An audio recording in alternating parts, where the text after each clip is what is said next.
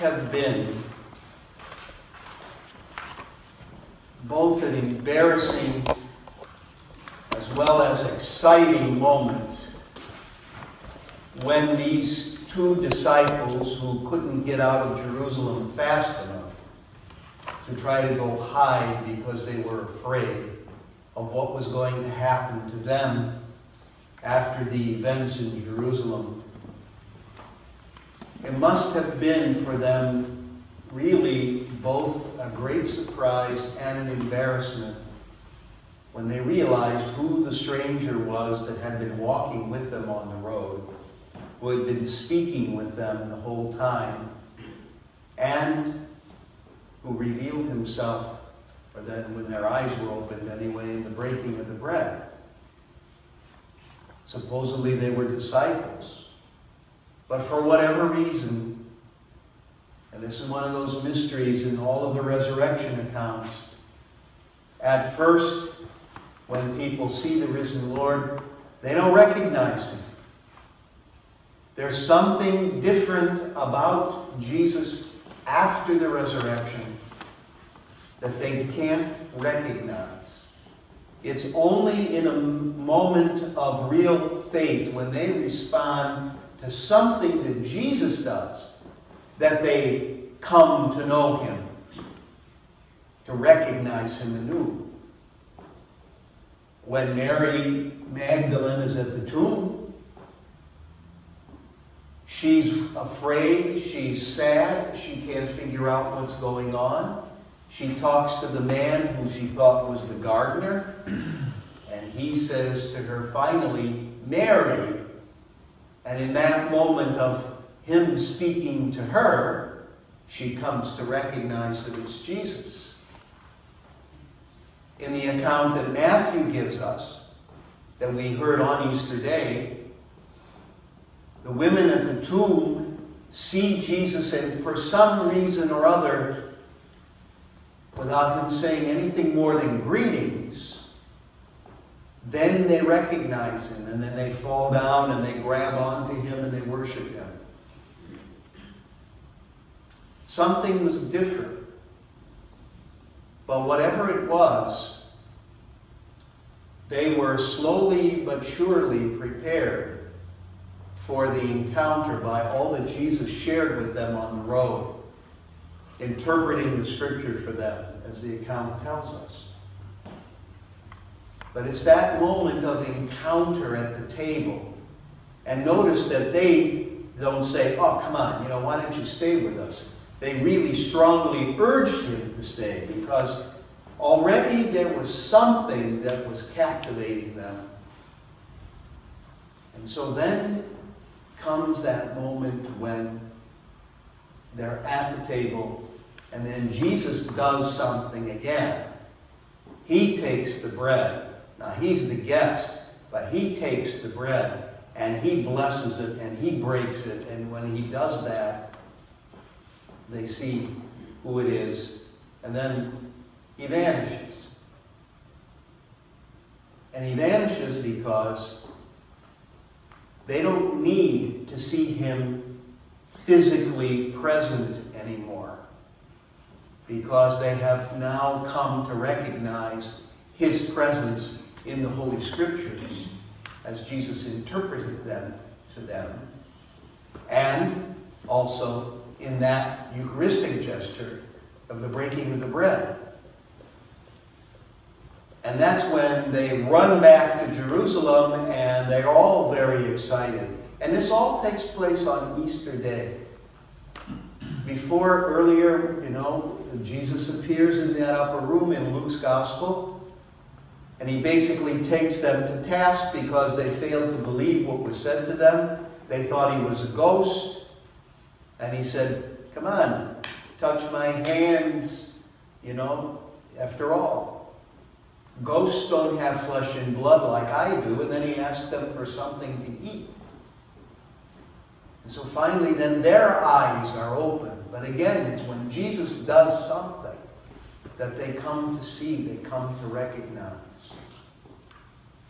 And for you and me, who probably from time to time just wish we could have a moment of strong revelation where we would know beyond the shadow of a doubt that Christ is real, that he really is who we say he is, that somehow or other we would really feel his touch or hear his voice, that we would just have our hearts warmed or even burning inside of us because of what we've heard from his own lips. I think that there's an envy. I know that I feel it from time to time when I read this account. How I wish I could have that kind of an immediate experience. But that's not usually the way the Lord operates. He has given us all the gift of faith. And that's a gift that we are called to exercise. Just like we have to exercise our bodies, we have to flex our muscles, we have to do something, otherwise muscles atrophy, we lose our capacity to do so many things. Our faith needs to be exercised. And maybe that's one of the reasons why Jesus tends to be hidden. At least why Jesus doesn't respond to, the snapping of a finger or a demand that, you appear to me, you talk to me right now. He might, if you do that. But I don't think it happens very often because that's not generally how Christ operates. But his presence is revealed to us. His love, his will is revealed to us week by week and day by day for that matter, through his word.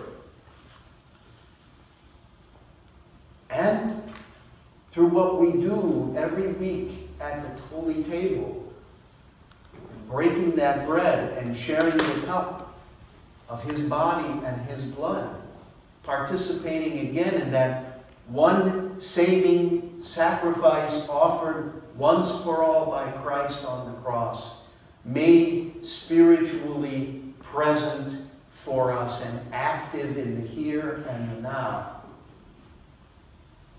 The revelation of the Lord to his people best happen in community of faith, particularly in worship and in prayer.